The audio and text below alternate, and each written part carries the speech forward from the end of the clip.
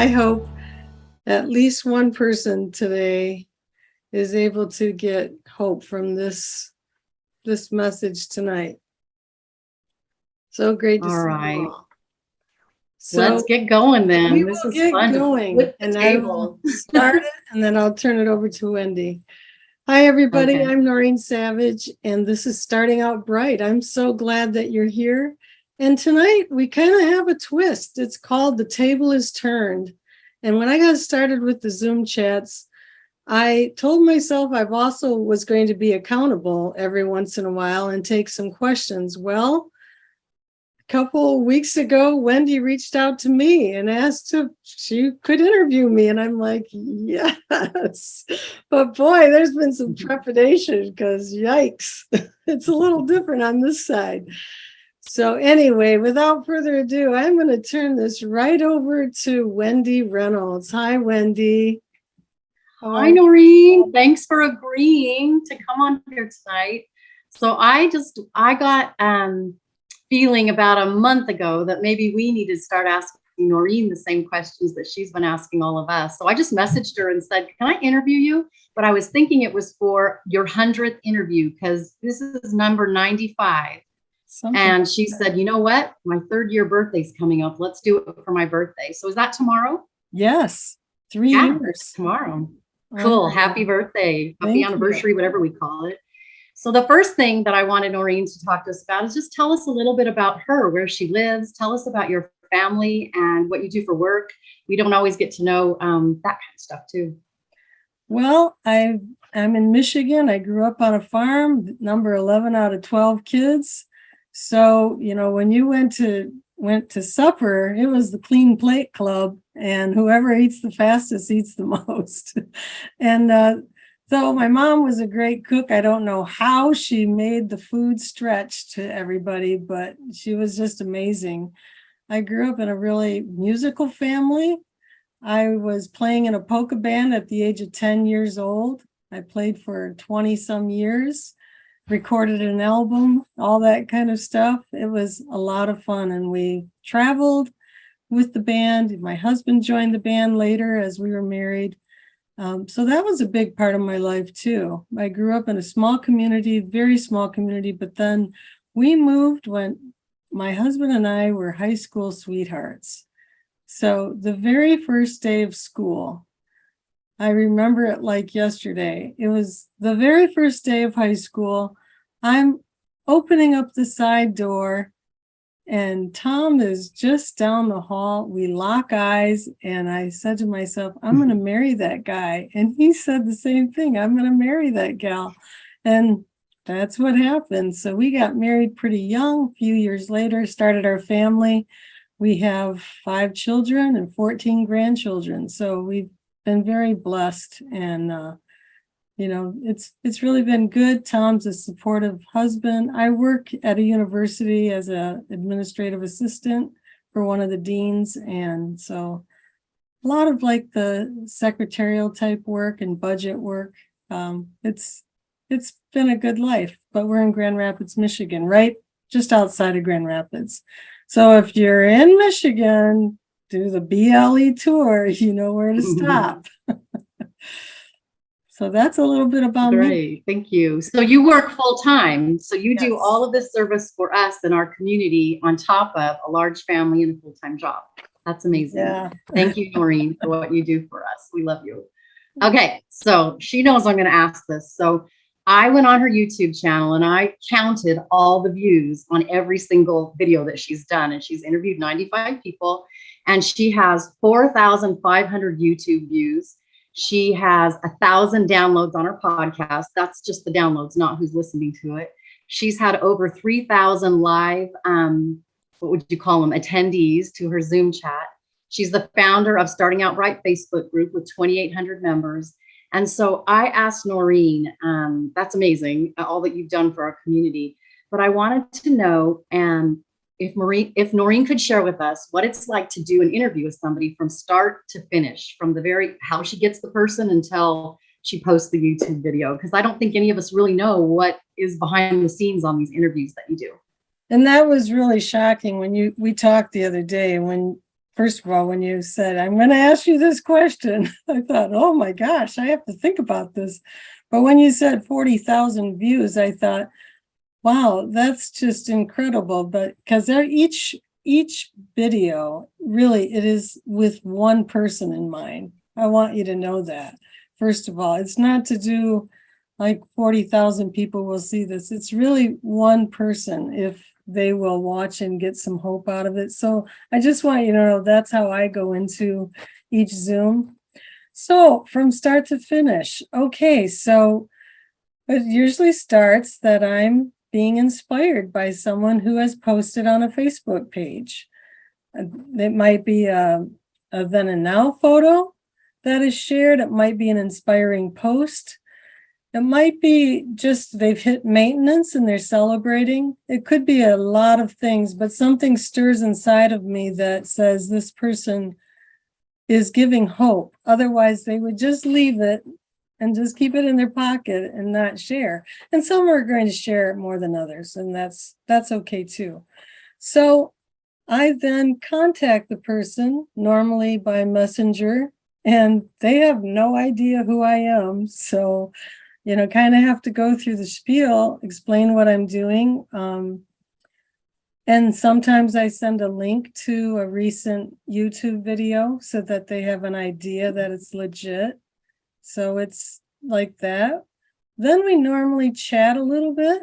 It could go back and forth for a few minutes. It could, we could continue the conversation at a later date. But at some point, they decide, like, I want to do it. I will do it. And they will be willing to do it, to share their story. So then we set a date. I ask for then and now photos. Sometimes we've even done it without a then and now, just the now photo, because it's not always about losing weight either. So we've had a few that only had one photo. Then with the then and now photos, I create a promotional card. I use a Canva, is the free source that I use. I use PicStitch for the little app on my phone to do a then and now picture if they send me separate. So I get those going. I also right up front say I do want to talk in advance because I don't want to put anybody on the spot. I first of all don't want to share something that they're uncomfortable sharing. So when we get together by Zoom or by phone, it's really with the idea of what has made your journey work. Because this is not for the faint of heart. It's for someone who is going to be able to work this program for the long run. And so everybody has something. It's a multitude of things. And it's also everybody's coming from somewhere, whatever that is, whatever hardship or something brought them to this moment. So we knock that out and we together decide on the topics that will be talked about. So there aren't really surprises. The only surprise is they don't know what questions I'm going to ask them. On account of, I don't know what questions I'm going to ask you. And that's really something that I let the spirit leads. I know the story, but I do find out surprises that night, but it's on topics that we've agreed on. So then we have the invitation.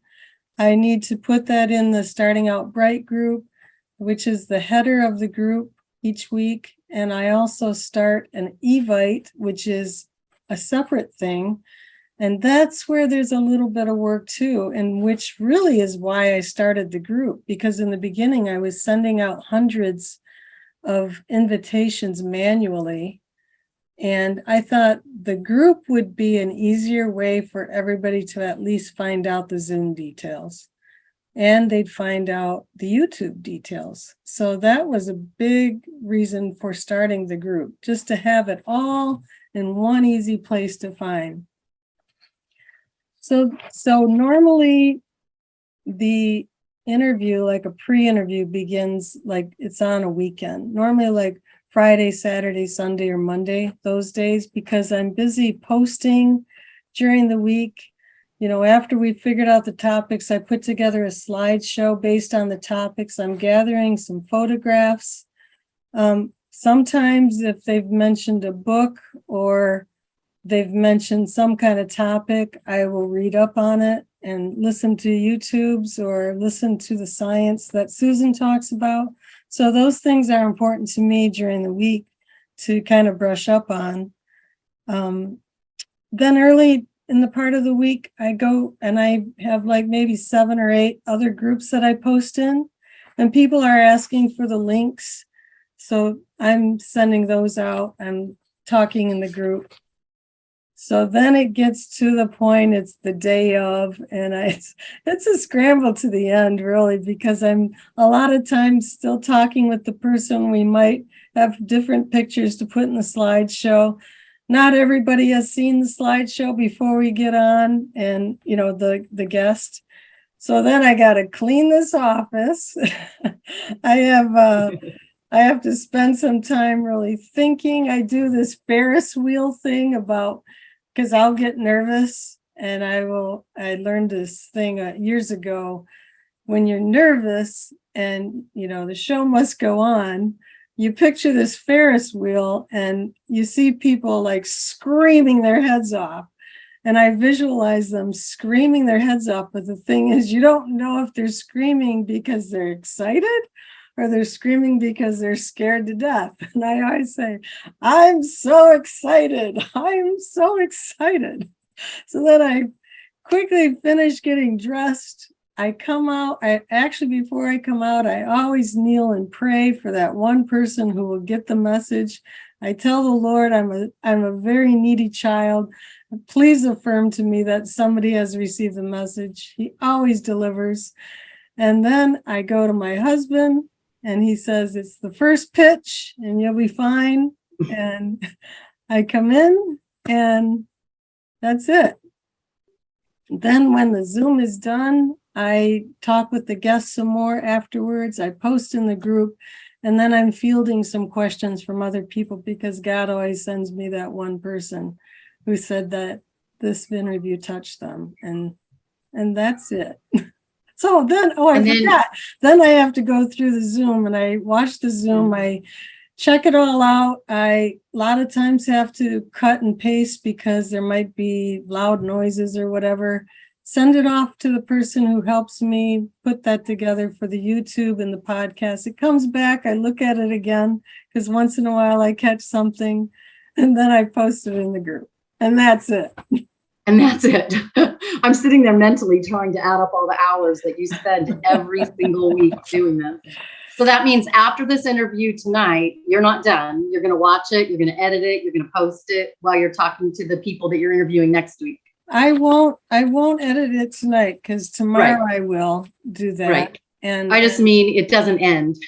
No, tonight is really about the guests afterwards, reaching out to them. And, this person just shared their life with somebody in a big way, with a lot of people in a big way. And, there's the person knows going in that they're just having to have this willingness, or else you might as well just not get on, because everybody who has come on, that is the main thing. They are willing to help that one, just as they were helped somehow, some way. Thank you. All right, let's get personal with your story now. So talk to us about when you knew that you had a food and weight problem yourself, when you realized that you needed help.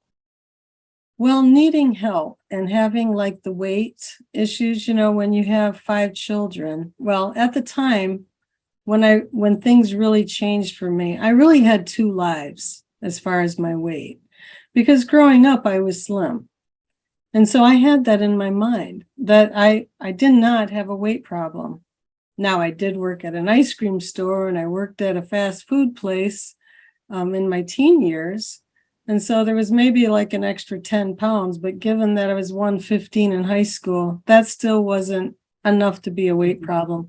So it was more like trying to get more exercise in, because the food was not an issue at that point. Like if you're going to work in an ice cream store, make $1 an hour, but all the ice cream you're going to get, there's that happens. But when I turned 30, my husband and I opened a store. It was a gift shop, and I had no idea what I was getting into, none. And the amount of work and hours involved was way more than I could have even imagined. And I felt like I was just like throwing money in a fire, like all this money that was going into product in this gift shop. It was really, really stressful. And we had 4 young children. And I had been a mom that was very involved up until then. And so my life just totally switched. There was no going back for a while, like unless we would have closed, but we weren't doing that. And it was during that time, and I'm not going to get into all of the nitty-gritty of the reasons of some things that came up, but I will say, but in that store, there was a moment where I call it throat hunger, and the stress and the shame and all of the things converged. And one day I went in the back room and I took a bag of cashews and I just stuffed myself. Not like eating the whole bag, but this was unusual behavior for me. It was out of character. I didn't do that. And I found that it was the remedy, that I could stuff that and feel that silence then. What I wanted to scream, I wanted to cry, but I had to go on. I had to go back in the front.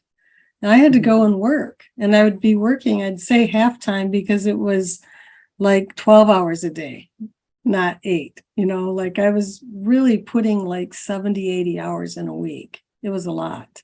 And then I was still playing in the band on the weekend. And, wow. and then this shame of like, I'm not the mom I was. So there were like a lot of pieces, and that behavior continued for a while. And we were in the store for 17 years. So when I came out of the store, I was over 100 pounds heavier than the slim gal that went in. Mm-hmm. And I just kind of went into a depression. And I realized then that you cannot hurt yourself without hurting the ones who love you. I mean, you think you're just hurting yourself.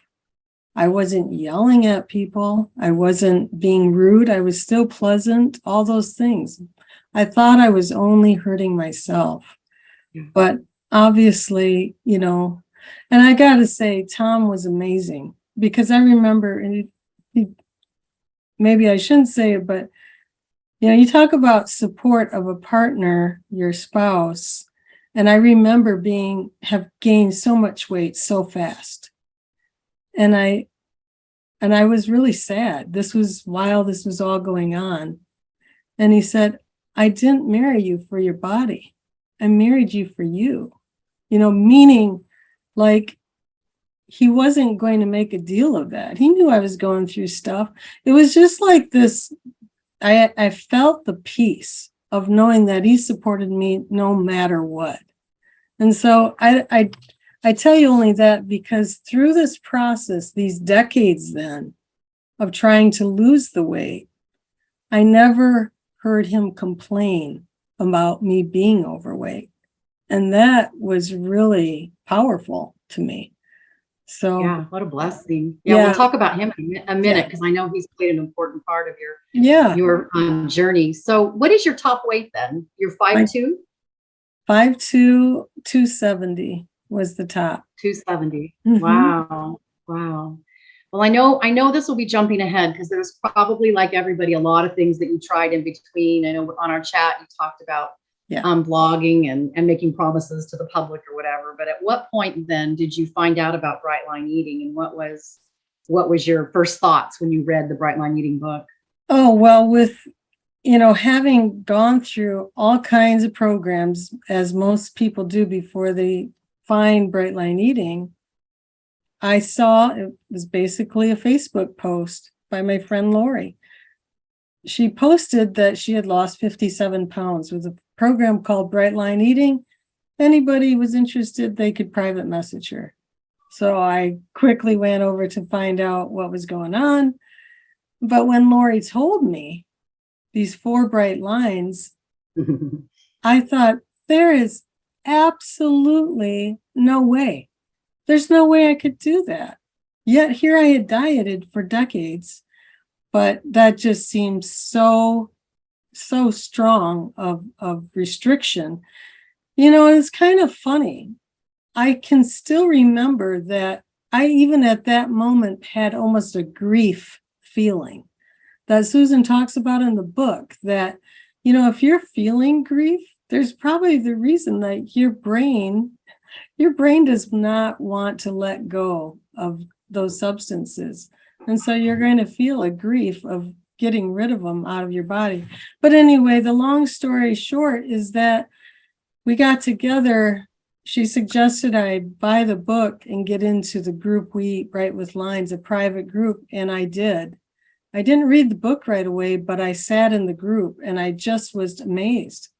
And one thing about me that you might not know, but you might figure out, I really have had a passion for storytelling. Like, I have loved storytelling.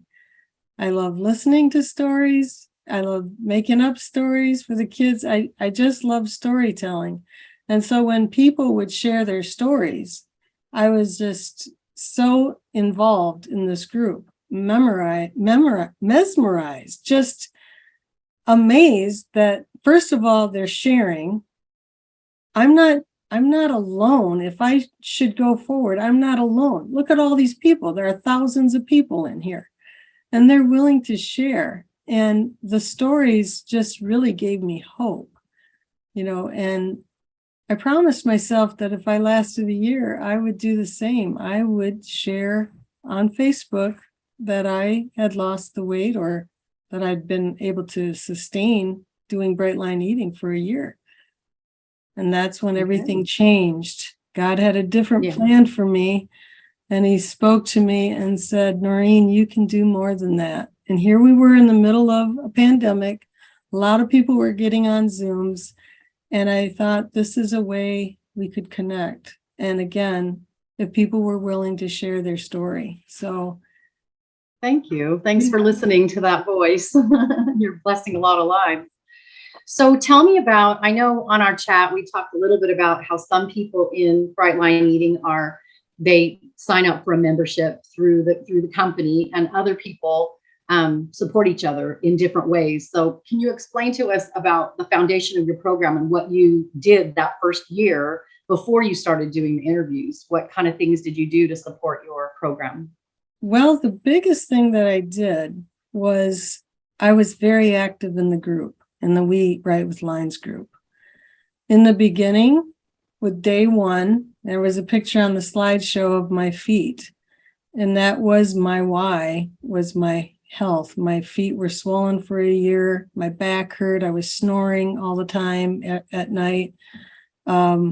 There were some serious health issues that were beginning. And here I had been, even with 270 pounds, I had been relatively healthy for all my life and active. So it was really only that last year that my health was starting to really take a turn for the worse. So I was active in the group. Once I was in it, and once I began, I posted every day. I mean, like a short, like maybe like, anybody have any help for me? I got to find some heavier vegetables, like soon, because I was drowning in vegetables. Or like, I'm really having a problem today. Can anybody give me support? But I would also add cheer too, like fun things. And then it evolved from that to every 2 weeks, I gave a little more in-depth story of what was going on in my life and my journey. Obviously, I was losing weight, started doing some then and now pictures, even when there wasn't a lot of weight. I mean, I remember one time posting, I think I lost 15 pounds. And I said, you can't see the difference, but I can feel the difference, meaning in my brain. And then all these kind people were saying, no, we can see the difference. Are you kidding? You know, because at 270 to 255, you're still in pretty big clothes. So, you know, I was thinking that way, but no, it was so much, you know, good vibes from everybody. So that was my main So it program. sounds like you did read the book, because I remember in our chat you talked about how much the science and the intermittent reinforcement and that science really grabbed you, and then you used the community, online community, for support. And I know you are a woman of faith, so I know that part is huge too. Can you talk a little bit about your husband and the role that he has played in your support and cooking dinner for you, and maybe bring your husband into this equation too, as one of your cheerleaders? Well, one thing about Tom, and those who were here early met Tom, one thing about Tom, all through our married life, he stayed the same weight, like within 10 pounds. Now imagine that, like from the time you're in high school. He's never been into sugar. And so like things even like cake or whatever, he'd say that, you know, that's kind of just like glue, you know, flour, sugar, and water. Like he had that feeling about it. It never attracted him. And so his weight stayed stable. And he would take a salad over, you know, like a piece of cake, for that example.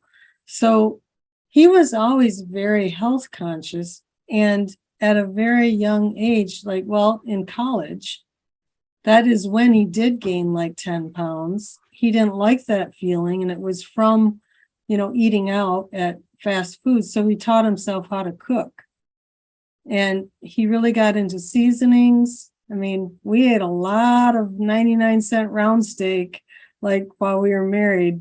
I mean, very frugal food, but it was good food because he taught himself how to cook that way. His mom was a great cook, but she didn't teach him how to cook. But it was through his love for like the good food, the vegetables and stuff. He saw this as a great opportunity for me. And one thing, the way our lives switched around when I had the store, he became more of manning the home front, and he does remodeling. So he made it work with the hours that we had. And so he was doing a lot of the cooking with, you know, our big family. And then he became. What about now? What about now in your Bright Mind journey? How does he, do you tell him what to cook, or does he just know what to cook? No, when here's the thing, we do have other family living here, and I'm the only one doing Bright Line eating. Okay. And so that's a big piece too, because there's a lot of what's called not my food for someone who's new. It's the food that we don't eat, you know, with sugar, flour, you know, all that kind of stuff. But it is plentiful around here. And so the whole keep your eyes on your own plate is a big factor for me. And here is our deal. I make my breakfasts, I pack my lunches and make my lunches. My lunches are mostly leftovers. The leftovers are from dinner, which are a good protein and lots of vegetables. At home, we'll have fruit on the table. When I get to maintenance, I'll be able to have some too, but I stay away from the fruit for dinner.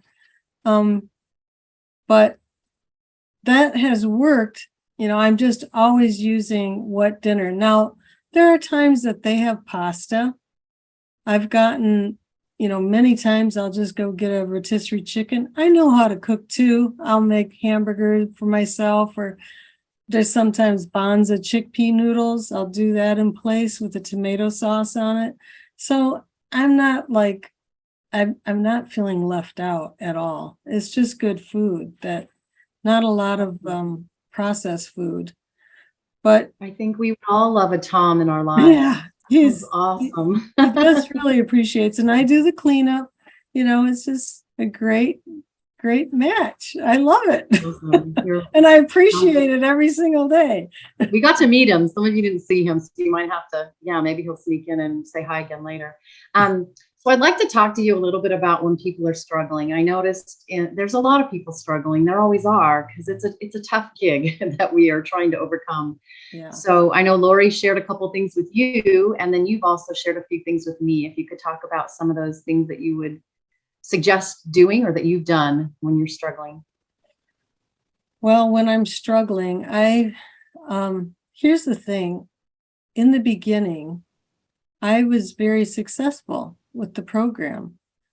The part when, going back to the science piece, when I finally read the book, and I've said this before, when I read the science part, I literally shut the book shut and I said out loud, I'm going to get thin. I had total belief that everything that I had read a lot of those pieces before from different diets, nutrition things. But with Susan's story and bringing all the science together, it was so compelling to me. I totally got it. So I knew I had to stay on plan. It took about 5 weeks, and then automaticity kicked in.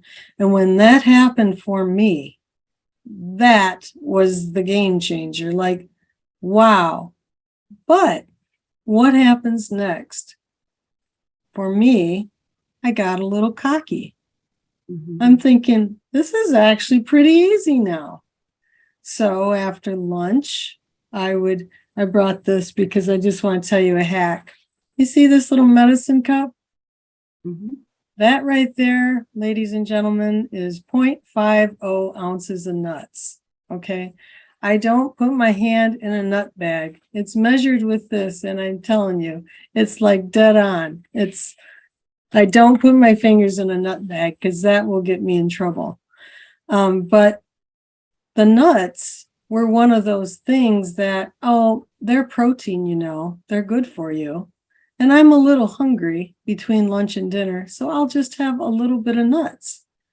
Well, that is what's going to play on your brain. Well, shortly after I started doing that, Susan put out the vlog, Intermittent Reinforcement. That sealed the deal. Between the automaticity and finding out why my brain would start going back to, well, just a nibble of that, even if it was good food, an apple, a cherry, some nuts, whatever, a piece of cheese. I realized what's really funny about this, the intermittent reinforcement, it totally brought me back to a conversation I had with my children. We had very lean years we couldn't buy anything outside of our budget at all. I would go to the store. The kids were like angels. They would just not ask for anything, and we would go home and we had our money spent. That was it. So a few years ago, or a few years before Bright Line Eating, I remember saying something like, you kids were so good whenever we'd go to the store, and like, Mom, we knew you were going to say no if we asked for anything. And I thought, when this intermittent reinforcement, it just hit me. If you constantly say no to somebody, they just quit asking. That's what the intermittent reinforcement does the reverse of. If you're that whiny child, imagine the food. I want some. You can do it. You can do it. If you give in once in a while, they're gonna go for it all the time and keep bugging you. And so I had a visual of my children, like they say, Mom, we knew you'd say no. Why ask? And it just hit me that is what worked for me. I knew if I stopped that, the voice in my head would stop. And the brain would quiet down. That's the point of Bright Line Eating, is healing and finding peace in the brain. There's two things that we talked about on the chat. One was going in another room and having a conversation with yourself. And the other one was sending a text to yourself. Could you explain those two things? Well, that was again in the beginning. I'll tell you the one about the text first, because that was, I actually saved that. I was not too far into the journey when I had a moment at night. Of course, it's not when everybody's around, right? It was a moment by myself. And when I was done eating and drinking what I had, I was sick to my stomach.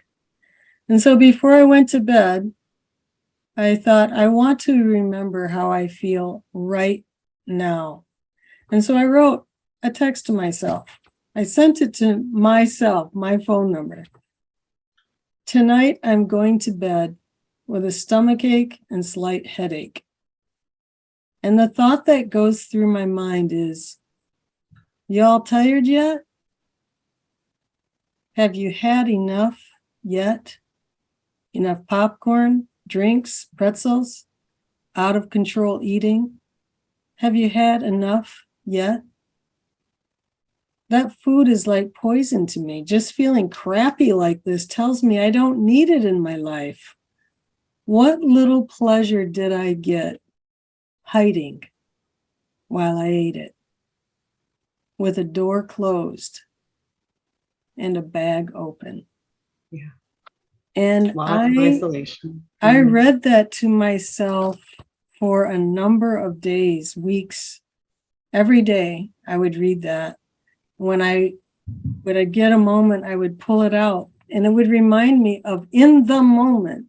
That's how I felt. Do I want a repeat of that? So that was one thing. You talk about the room, because we have a big family.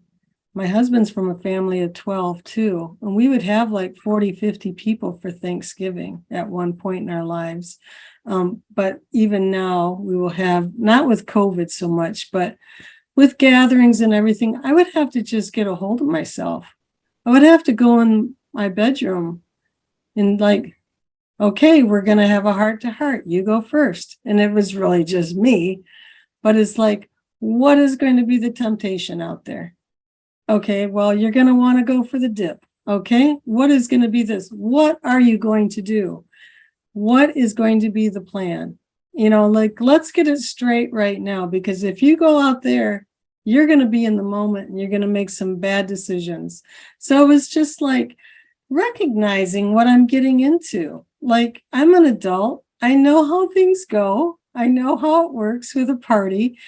You know, I know how it works with a restaurant. You know, I just have to prepare myself a little bit. And so I would do that. Love it. Little self-interview there.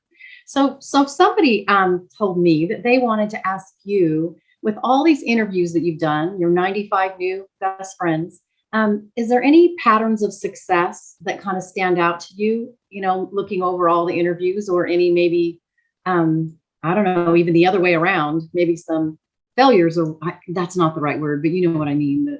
The opposite of that would be maybe paying attention to some struggles that people have and say, I'm not going there. But anyway, what are some of these patterns that you've seen? Well, the pattern, first of all, that I see with every single person is willingness.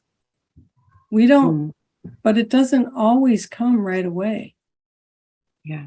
The willingness is just, you know, what I said a few minutes ago is that you can have quick success and then get a little bit cocky.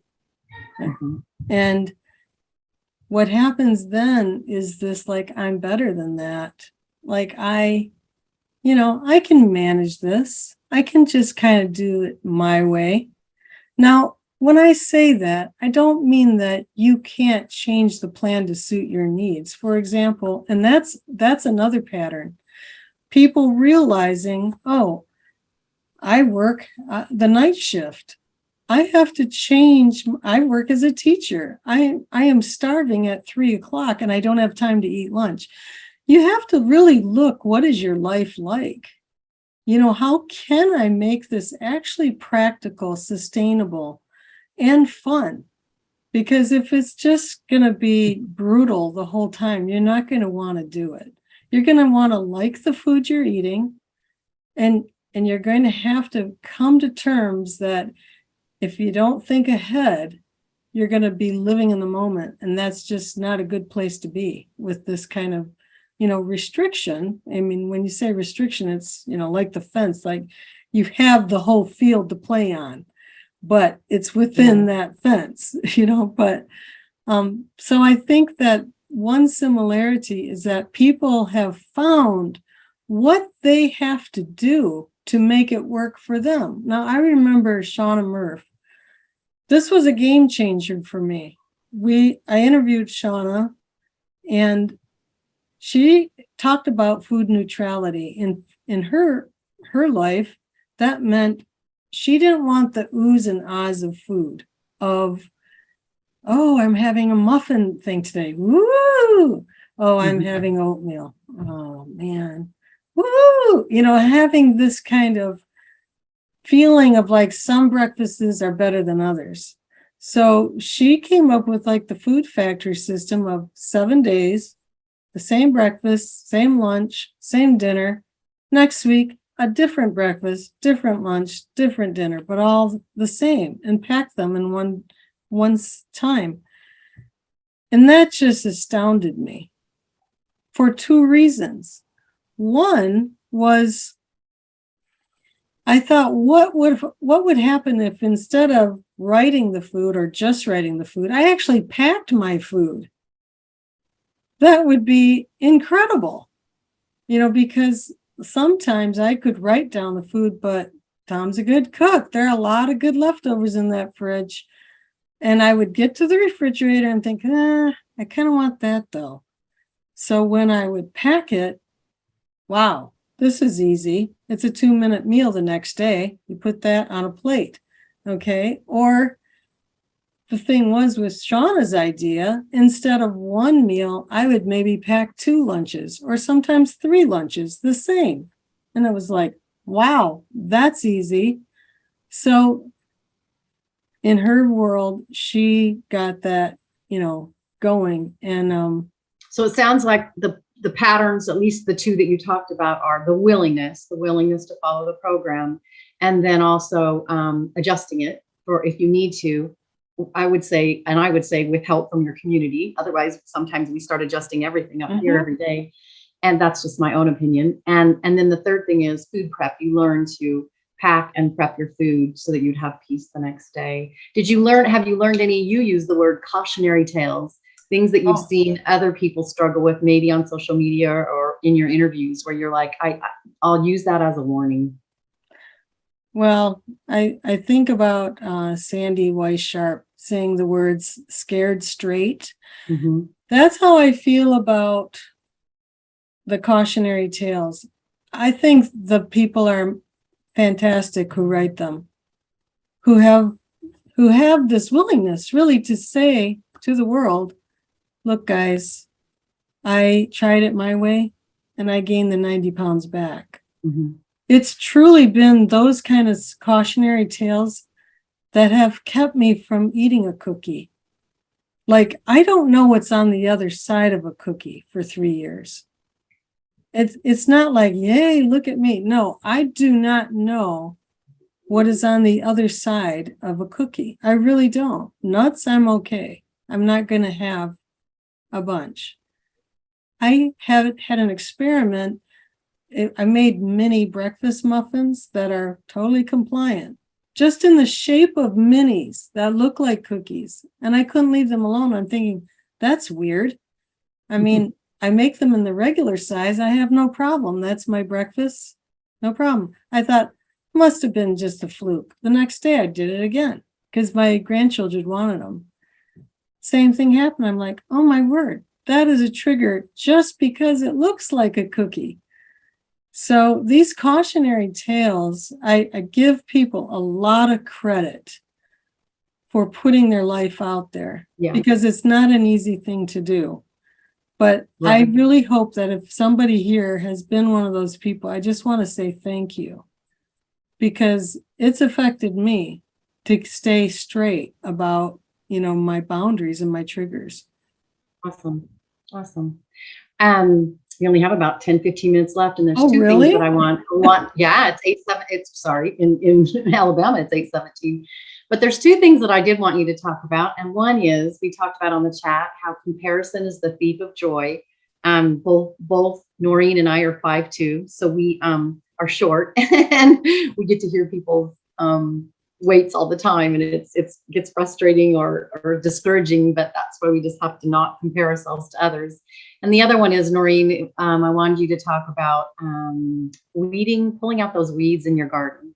Oh, so comparison and weeding. Well, I just read this. I saw it actually on a reel, a Facebook reel. Here's a hint. Don't get into reels because you can be watching them for an hour at a time. Holy moly. But this one that I watched, and I think the guy's name is John Melton, and his wife's name is Nadia. And they said 3 things that will really throw you off course if you're trying to accomplish something. Comparaitis, excuseitis, and perfectionitis. Comparaitis, we may compare our journey to someone else. You know, when I got started, I thought, okay, 270, BMI, normal is 135. I should be able to do that in a year and a half. Compared to everybody else out there who are losing 100 pounds the first year, well, it didn't work out that way. In fact, when I got to 50 pounds, which I thought was going at a pretty good clip, that's right when COVID happened. And all I could do is I just wanted to hold the line. I just wanted to hold 50 pounds. So I made an adjustment, like I just want to stay and hold the line. And so I have to be comfortable that these are the choices I'm making. I'm not going to be 105 pounds, even though I'm 5'2". I know that for myself. I wasn't there then, you know, like they do the French formula or whatever. That's perfectly fine for somebody else. I don't want to compare myself to them. I don't want to compare how fast it's taking me, you know, because I'm a turtle loser. But like Deb, my good friend Deb Babcock says, it's the trend, you know, watch the trend. I've never seen the trend go up since my BLE journey. So I would just want to stick with the downward trend. So that's the big thing. Comparing is the thief of joy. Instead of excuses, get, you know, excuseitis. It's either excuses or results. And then perfectionitis. Don't worry about perfection. Just go for progress. And you know how I love storytelling? The thing with stories is that the plot twist, you know, if you look at your life, who has a perfect life? What is a perfect life? It's really what makes the struggle is really what makes the happiness at the end, right? After you've accomplished something. So that is one thing. And the garden. Oh, you know what? When COVID began, I had been in a storytelling class that was an international thing. There was an online deal. I met people from all over the world online in this storytelling class. Well, right when COVID began, it was one of these ladies' birthday. And she got on, but she was from Germany, and things were already happening over there with COVID. People were already locked down. And she said something that really hit me. She said, one day we'll go outside again. And we're going to say to each other, well, what did you do with your time? You know, did you read a few books? Did you learn how to play the guitar? What did you do? And I thought about that. And I thought, you know, I could do some things. I could clean out a closet. I could do this. Shoot, I could do 10 squats a day. And I did. I kept doing 10 squats a day. And I'm telling you this for the reason of the garden.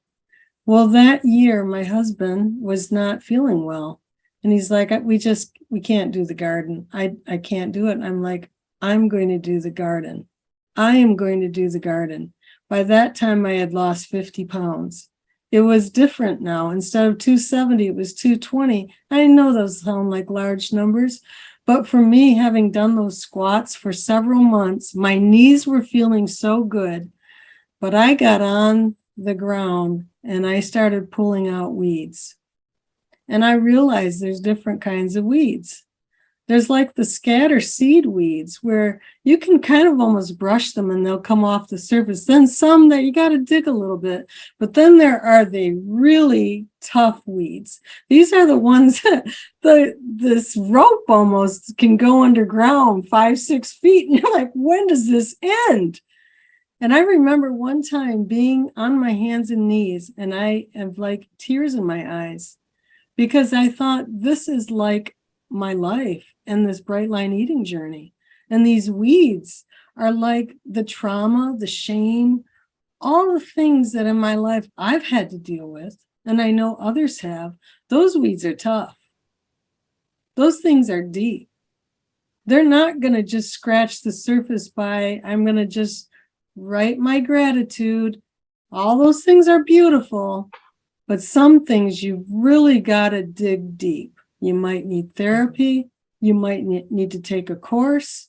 You really have to spend the time on yourself to dig deep like those deep weeds and find out where do they start and how can I change them, And so anyway, one other thing about the weed this year, Tom's back, he's feeling great. And he was planting the garden. And the cucumber, there's a raised bed, and he noticed a weed. He thought it may be a flower. And we plant flowers in between our vegetables anyway. So it's like, I'm just going to let that thing grow. And he planted the cucumbers around it. Well, then it started getting bigger. And it's like, yeah, kind of looks like a weed, but might be a flower. And it just gets bigger. Next thing you know, this thing is like 3 feet tall. And people are now, when they're coming over, it's 3, 4, 5 feet tall. They're like, what is that? It's right in the middle of the garden. There's a picture on the slideshow. Last week, I took a picture of Tom. He's about 5'9", 5'10". And this flower weed was another 3 feet taller than him. It was a huge sunflower with a stalk. As the thing grew, Tom staked it up. And I thought, that is the perfect analogy of our community. We think we're just struggling like this one little weed. We're just like by ourselves in a bed of cucumbers. We're all alone. Nobody knows my struggle. But then we gather around. And, he was watering this thing and he's fertilizing it and all these different things. And then he's staking it up. And what does our community do? We gather around. You're like, come on, you can do it. You're going to be a good flower. I know you can. And that stalk just gets heavier and more beautiful and then finally blossoms. And, that's what we do with each other. So the garden is very special to me. I love that analogy. Thanks for that. Noreen, as we close out here, I'd love for you to share maybe some health issues that have gotten better or some of your non-scale victories. Can you share some of those wonderful successes from living a bright life? Oh, yeah. Non-scale victories, for years, it was all about the scale.